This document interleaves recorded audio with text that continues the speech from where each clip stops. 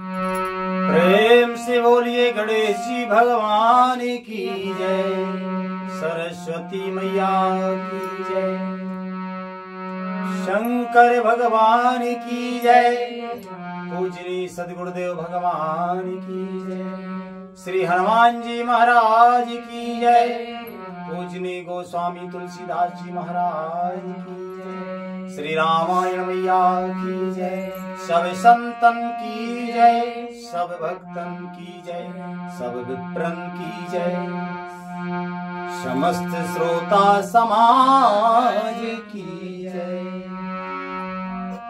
कि गुरुदेव के चरण में पुन पुन करत प्रणाम, तापी छू सब खामेरी, जय जय सीताराम। श्री रामचरितमानस सुंदर कांड के पहले दोहे से आज का मंगलमय पाठ शुरू होता है। सभी महान भावों से विनम्र प्रार्थना है, प्रेम से हर्ष पूर्वक पाठ को सुने। हमसे भूल चूक बने तो हम क्षमा प्रार्थी हैं। भगवान नाम संकीर्तन करते हुए आज का पाठ शुरू करते हैं।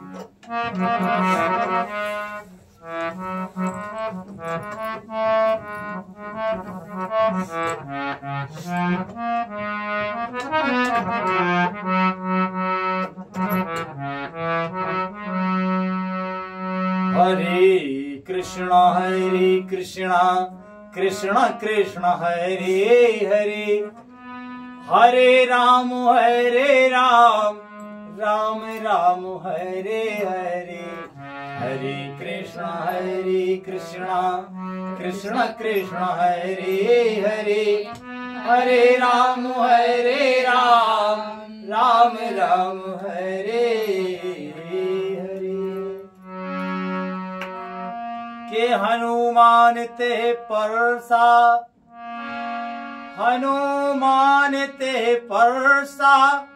कर पुन कीन प्रणाम,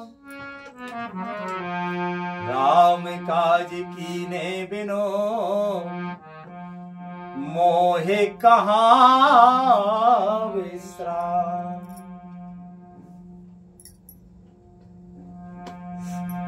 समुद्र के ऊपर से लंका की ओर श्री हनुमान जी महाराज जा रहे हैं।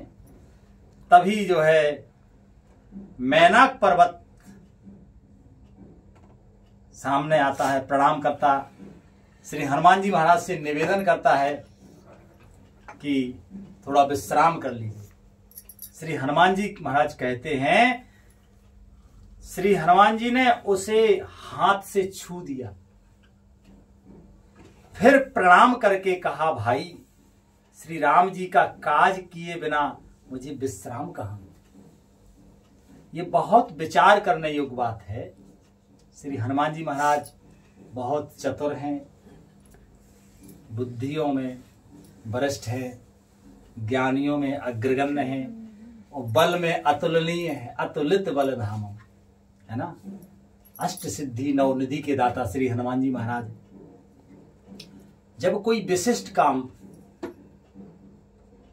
भगवत प्राप्ति या राम जी के काम से बड़ा कोई काज नहीं होता, तो जब भगवान की ओर कोई भी जीव बढ़ता है तो माया उसके सामने सुविधाएं भेजता है। माया जैसे ये पर्वत आए, अब यहां विश्राम के लिए ठहरने तो समय लगेगा कि नहीं लगेगा।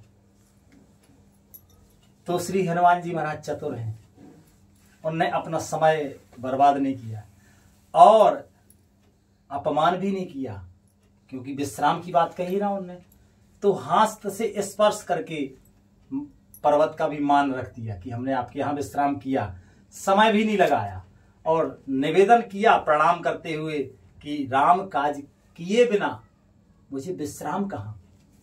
और जो विश्राम करता है वो काज नहीं कर सकता। ये बहुत बड़ी शिक्षा है।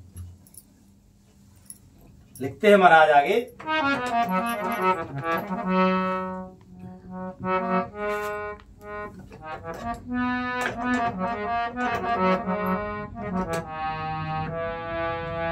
कि जाते पवन सोते, जाते पवन सोते देवन देखा, जाने कहो भले बोधि विशेखा। सुरसा नाम अहिन के माता, पठे न आए कहीं ते ही बाता। देवताओं ने पवन पुत्र हनुमान जी को जाते हुए देखा। उनकी विशेष बल बुद्धि को जानने के लिए, परीक्षा के लिए उन्होंने सुरसा नाम की सर्पों की माता को भेजा और उसने आकर हनुमान जी से यह बात कही। कहती है सुरसा कि आज सुरन मोहे दीन आहारा, और सुनत बचन कहे पवन कुमारा। राम काज कर फिर में आवो, सीता कहे सुध प्रभु सुनावो। कहते हैं कि आज देवताओं ने मुझे भोजन दिया है। सुरसा कहती है कि आज देवताओं ने मुझे भोजन दिया है। यह वचन सुनकर पवन कुमार श्री हनुमान जी ने कहा कि श्री राम जी का कार्य करके मैं लौट आऊं और सीता जी की खबर प्रभु को सुना दूं। तो कहते हैं महाराज कि तब तब बदन, तब तब बदन बैठे हों आई, सत्य कहूं मोए जाने दे माई। कभी न्यो जतन दे नहीं जाना, ग्रसहीना ग्रससीना मोहे कहो हनुमान। तब मैं आकर तुम्हारे मुख में घुस जाऊंगा। हनुमान जी महाराज कहते हैं कि सीता जी की खबर श्री राम जी को सुना दूं, तब मैं स्वयं आकर तुम्हारे मुख में घुस जाऊंगा और मुझे खा लेना। हे माता, मैं सत्य कहता हूं, अभी मुझे जाने दे। जब किसी भी उपाय से उसने जाने नहीं दिया, तब हनुमान जी ने कहा तो फिर मुझे खा ले, फिर मुझे खा ना ले। और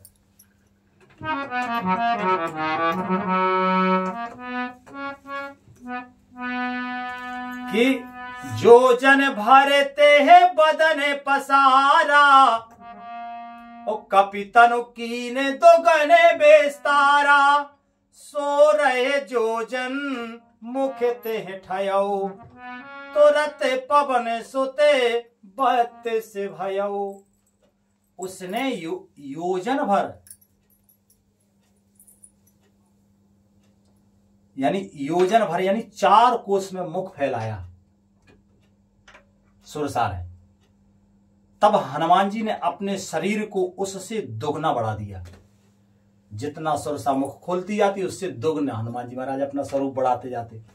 अब उसके मुख में कैसे घुसे हनुमान जी महाराज? श्री हनुमान जी महाराज तुरंत ही 32 योजन के हो गए। 16 योजन का उसने मुख खोला। बोलो कितनी बड़ी राक्षसी! ये देवताओं, उनकी नागों की माता है सुरसा। 16 योजन।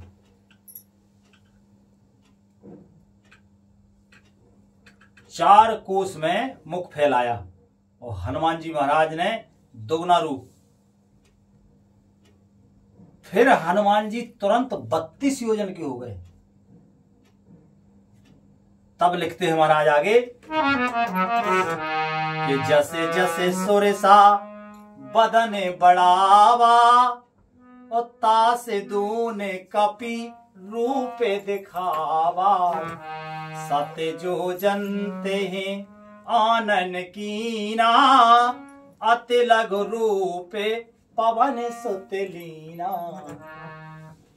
जैसे जैसे सुरसा का विस्तार बढ़ाती जाती थी, जैसे जैसे सुरसा मुख का विस्तार बढ़ाती जाती थी, हनुमान जी उसका दुगना रूप दिखलाते थे। उसने 100 योजन 400 कोस का मुख किया, 100 योजन फैला दिया मुख। तब हनुमान जी ने बहुत ही छोटा सा रूप धारण कर लिया, और छोटा रूप धारण करके, और लिखते हैं महाराज कि बदन पठई पुने बाहिर आवा, ओ मांगा विदाता है सिर नावा, मोहे सुरैने जेहे लागे पठावा, बुदे बले मरा में तोरे में पावा। और वे उससे हनुमान जी महाराज ने तुरंत छोटा रूप बनाकर और सुरसा के मुख में घुसकर तुरंत फिर बाहर निकल आए। जब तक उसने छोटा मुख नहीं कर पाया, मुंह बंद नहीं कर पाया, इतने में हनुमान जी महाराज, क्योंकि स्फूर्ति ब्रह्मचारी हैं तो स्फूर्ति बहुत होती है, तुरंत छोटा रूप लिया और सुरसा के मुख में जाके घूम के और बाहर निकल आए। फिर श्री हनुमान जी महाराज ने उसे सिर नवाकर विदा मांगने लगे, और उसने कहा कि मैंने तुम्हारे बुद्धि बल का भेद पा लिया है, जिसके लिए देवताओं ने मुझे भेजा था।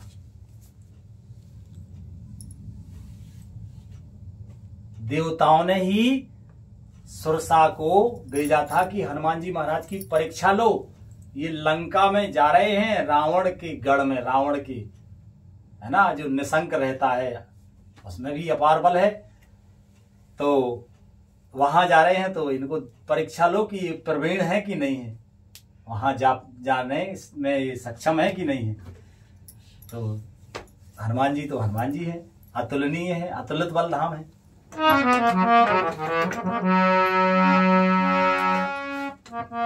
राम काज सब करे हो, राम काज सब करे हो, तुम्हें बल बोधि निधान, आशीष दे गई सो हरस चलो हनुमान।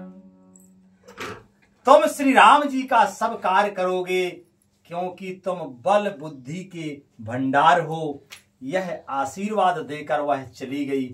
तब हनुमान जी हर्षित होकर चले आगे, और लिखते हैं महाराज, किन्ने से चर एक सिंधु मह रहे, करे माया नभ के खग गहई, जीव जंतु जे गगन उड़ाई, जल बिलो के तिनके परछाई। समुद्र में एक राक्षसी रहती थी, वह माया करके आकाश में उड़ते हुए पक्षियों को पकड़ लेती थी। पक्षी आकाश में जाता हुआ तो उसकी छाया तो जल पे पड़ती, तो छाया को पकड़ लेने से उस माया के द्वारा उस पक्षी को आकाश में से पकड़ लेती। पक्षी आकाश में है, उसकी छाया तो सूर्य के किरणों से जल में आएगी ना, तो छाया को पकड़ लेने से वो पक्षियों को पकड़ के खा जाती थी। ऐसी माया उसके पास थी। आकाश में जो जीव जंतु उड़ा करते थे, वह जल में उसकी परछाई देखकर ही पकड़ लेती। और लिखते हैं महाराज कि गहाई छाहे छक, गहाई छाहे सक, सोना उड़ाई, यह विधि सदा गगन चर खाई, सोई छल हनुमान कहे कीना, तासो कपट कपि तोरे तहे चीना। उस परछाई को पकड़ लेती थी वो, जिससे वह उड़ नहीं सकते थे और छल जल में गिर पड़ते थे। इस प्रकार वह सदा आकाश में उड़ने वाले जीवों को खाया करती थी। बोलो कैसे कैसे राक्षस, है ना। उसने वही छल श्री हनुमान जी के साथ किया। हनुमान जी तुरंत ही उसका कपट पहचान गए। तब जो है कि ताहे मारे मारो ते सोते वीरा, ओ बारद पारे गयो मत धीरा, ताहा जाए देखी बन शोभा, ओ गुंजत चंचरी के मधुलोभा। पवन पुत्र धीर बुद्धि और वीर श्री हनुमान जी उसको मारकर समुद्र के पार गए। वहां जाकर उन्होंने वन की शोभा देखी। मधु यानी पुष्प रस के लोभ से भौरे गुंजार कर रहे थे। इतना सुंदर जो है वन देखा। लिखते हैं महाराज कि नाना तरु फल फूले सुहाए, ओ खागे मृग वृंद देखे मन भाए, शैल विशाल देखे के आगे, ओ तापर धाये चढ़े भय त्यागे, उमान कछु कपि के अधिकाई, प्रभु प्रताप जो काल खाई, गिर पर चढ़े लंका ते देखी, कहे न जाए अति दुर्गे विसेखी। पवन पुत्र धीर बुद्धि श्री हनुमान जी उनको मारकर समुद्र के पार गए और वहां जाकर उन्होंने वन की शोभा देखी। वहां लोभ से, पुष्प के रस के लोभ से भौरे गुंजार कर रहे थे। अनेकों प्रकार के वृक्ष फूल फलों से शोभित हैं। पक्षी और पशुओं के समूहों को देखकर वे मन में बहुत ही प्रसन्न हुए। सामने एक विशाल पर्वत देखकर हनुमान जी भय त्याग कर उस पर दौड़ कर चढ़ गए, क्योंकि अपार बल हनुमान जी महाराज में है, तो भय नाम की तो कोई चीज नहीं है।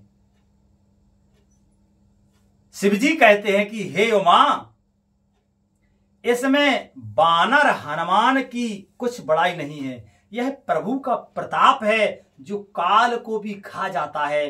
पर्वत पर चढ़कर उन्होंने लंका देखी। बहुत ही बड़ा किला है, कुछ कहा नहीं जाता। भगवान भोले बाबा कहते हैं कि हे उमा, इसमें बानर हनुमान की कुछ बड़ाई नहीं है। यह प्रभु का प्रताप है। प्रभु किसी को भी चाहे तो उसको बलवान, अति बलवान, महाबलवान, बुद्धिमान, अति बुद्धिमान, महाबुद्धिमान, जैसा चाहे वैसा बना सकते, क्योंकि भगवान सब गुण संपन्न, सर्व समर्थ। लिखते हैं महाराज,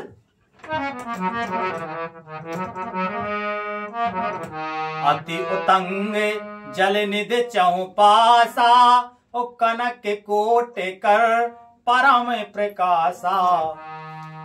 वह अत्यंत ऊंचा है, उसके चारों ओर समुद्र है। सोने के परकोटे यानी चार दीवारियों का परम प्रकाश हो रहा है लंका में। लिखते हैं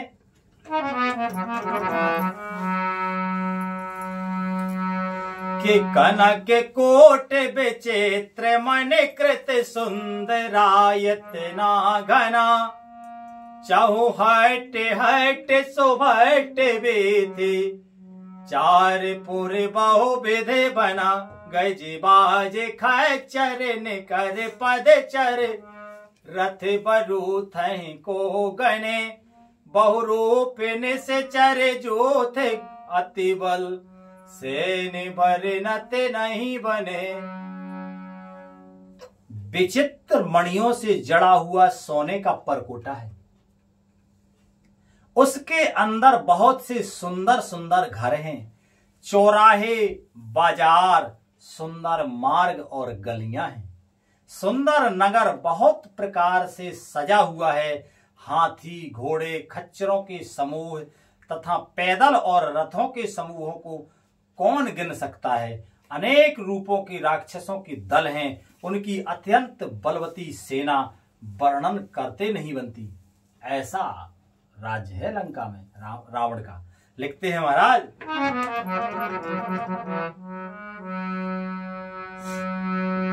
के बन बागे ओपे बन बाटिका, सर को पे बापे सोहहि, नर नागे सोरे गंधर्व कन्या, रूप मुनि मन मोहि, कहु माल दे विशाल शैल समान, अति बल गर्जहि। नाना अखारन भिरहि बहुविध, एक एकन तरजहि। वन बाग उपवन बगीचे, फुलवाड़ी तालाब कुएं बावलियां सुशोभित हैं। मनुष्य नाग देवताओं और गंधर्वों की कन्याएं अपने सौंदर्य से मुनियों के भी मनों को मोह लेती हैं। कहीं पर्वत के समान विशाल शरीर वाले बड़े ही बलवान मल्ल पहलवान गरज रहे हैं। वे अनेकों अखाड़ों में बहुत प्रकार से भिड़ते और एक दूसरे को ललकारते हैं। ऐसी लंका की शोभा है। कर जतन भट कोटिन, बिकट तन नगर चहुदिस रही। कहूँ महेश मानुष धैन अज खल, कहूँ महेश मानुष धैन खर अज खल निशाचर भक्षी। यही लागे तुलसीदास इनकी, कथा कछु एक है कही। रघुवीर सर तीरथ सदी रहे, त्याग गति पे है सही।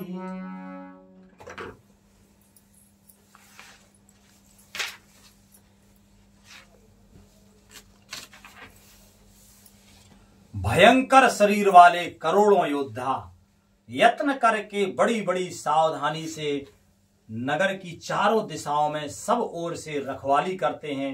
कहीं दुष्ट राक्षस भैंसों, मनुष्यों, गायों और गधों, बकरों को खा रहे हैं।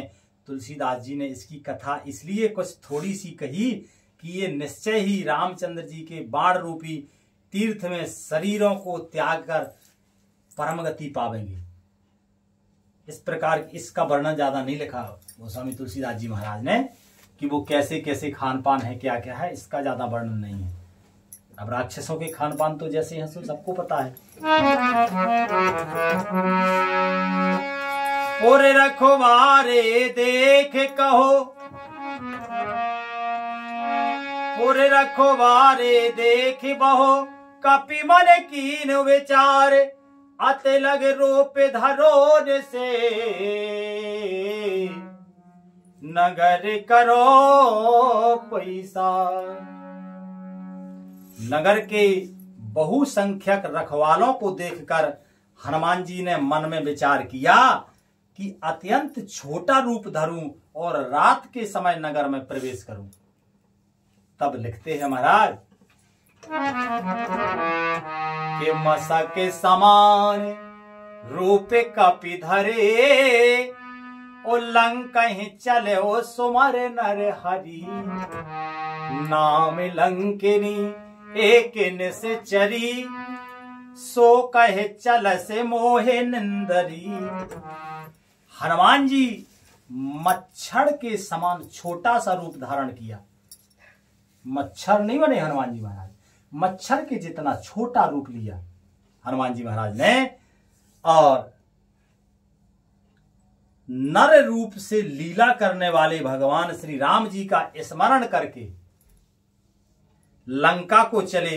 लंका के द्वार पर लंकनी नाम की एक राक्षसी रहती थी। वह बोली, मेरा निरादर करके बिना मुझसे पूछे कहां चला जा रहा है। इतना छोटा रूप बनाया फिर भी लंकनी ने देख लिया। यह है काम की निष्ठा, है ना। जो अपने स्वामी का काम छल छोड़ के करना चाहिए, कितनी सावधानी से कर रहे हैं। इतने बड़े बड़े राक्षस जहां रहते हैं, वहां मच्छर जैसा छोटा रूप बनाकर प्रवेश करना चाहा श्री हनुमान जी महाराज ने, तो उतने छोटे रूप को भी परख लिया लंकनी ने। बोलो कितनी सावधानी है। और लिखते हैं महाराज कि जान ही नहीं मरम सठ मोरा, और मोरे आहार जहां लगे चोरा। मुट्ठी का एक महाकपि हनी, और रुधिर बमत धरनी ठन मनी। उन्हें संभारे उठी सो लंका, जोर पाने कर विनय सशंका। जब रावण ही ब्रह्म बर दीना, चलत बिरंच कहा मोय चीना। हनुमान जी को जैसे ही उसने देखा तो कहा, हे मूर्ख, तूने मेरा भेद नहीं जाना। जहां तक जितने चोर हैं वे सब मेरे आहार हैं। लंकनी कहती है, लंका की जो रक्षा कर रही है द्वार पर, उसको लंकनी कहते हैं। तो लंकनी कहती है कि तूने भेद नहीं जाना। जहां तक जितने चोर हैं वे सब मेरे आहार हैं, यानी उनको मैं खा जाती हूं। महाकपि हनुमान जी ने उसे एक घूंसा मारा, जिससे वह खून की उल्टी करती हुई पृथ्वी पर लुढ़क गई। हनुमान जी महाराज का घूंसा कोई मामूली चीज है क्या? है? जहां से श्री हनुमान जी महाराज जिस पर्वत से छलांग मारी, वो पर्वत पाताल को चला गया। इतना जोर पड़ा उस पर्वत पर कि वो पाताल को चला गया। पर्वत बोलो पाताल को चला गया। अब लंकनी क्या करेगी? ये घूंसा मारा तो खून की उल्टी हुई, धरती पर गिर पड़ी। और वह लंकनी फिर अपने को संभाल कर उठी और डर के मारे हाथ जोड़कर विनती करने लगी। वह बोली, रावण को जब ब्रह्मा जी ने वर दिया था, तब चलते समय उन्होंने मुझे राक्षसों के विनाश की यह पहचान बता दी थी। कैसी पहचान? कि विकल होइते कपि के मारे, और तब जाने ओन से चर संघारे। तात मोरे अति पुण्य बहुता, देखो नयन राम कर दूता। तब तू बंदर, जब तू बंदर के मारने से व्याकुल हो जाए। ब्रह्मा जी ने कहा था, लंकनी को यह भेद बताया था कि हे लंकनी, जब तू बंदर के मारने से व्याकुल हो जाए, तब तू राक्षसों का संहार हुआ जान लेना कि अब बुरा समय आ गया। इसलिए हे तात, मेरे बड़े पुण्य हैं। देखो ये उसकी सात्विक बुद्धि है। कहती है कि हे तात, मेरे बड़े पुण्य हैं जो मैं श्री राम जी के दूत यानी आपको नेत्रों से देख पाई। क्योंकि हनुमान जी महाराज के दर्शन हो जाना कोई मामूली बात है। और फिर उस बुद्धि से, पवित्र बुद्धि से, अब तो जैसे ये घूंसा लगा तो बुद्धि सुधर गई। तो वो कहती हैं कि हम बड़े पुण्यवान हैं, उसे घूंसा मारने का, खून की उल्टी होने का दुख नहीं है। ये दुख होता है अज्ञानियों को, ये सामान्य नहीं है। सामान्य होती तो इतनी बड़ी लंका का जो है सुरक्षा की मुख्य पहरेदार ना बनी होती।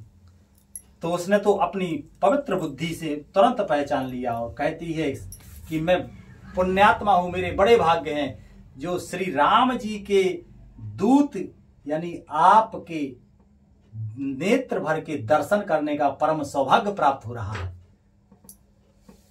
ऐसा लंकनी ने कहा। और लिखते हैं महाराज,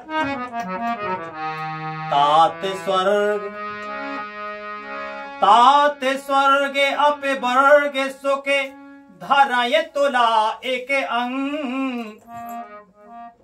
और तोले दाता है सकल मिले, जो सुख लो सत्संग। हे तात, स्वर्ग और मोक्ष के सब सुखों को तराजू के एक पड़ले में रखा जाए। कहां कहां के सुखों को? स्वर्ग और मोक्ष। मोक्ष पद भगवान की ही प्राप्ति है।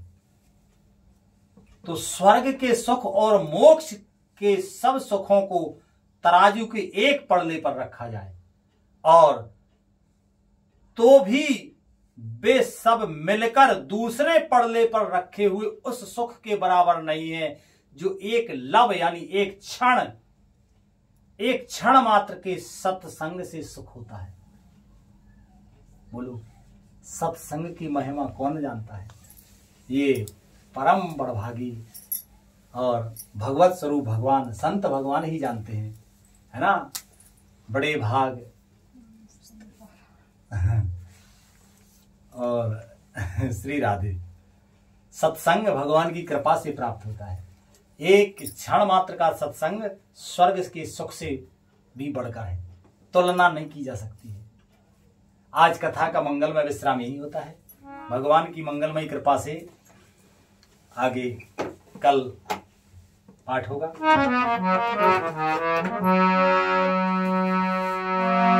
बोलिए आनंद कंद भगवान की जय। हरे कृष्णा कृष्ण कृष्ण हरे हरे, हरे राम राम राम हरे हरे। हरे कृष्ण कृष्ण कृष्ण हरे हरे, हरे राम राम राम हरे हरे। बोलिए आज के आनंद की जय। श्री हनुमान जी महाराज की जय। श्री रामायण मैया की जय। पूजनीय गोस्वामी तुलसीदास जी महाराज की जय। सब संतन की जय, सब भक्तन की जय, सब विप्रन की जय, सकल श्रोता समाज की जय। जय जय श्री राधे श्याम। निताई गौर हरि बोल। श्री राधे।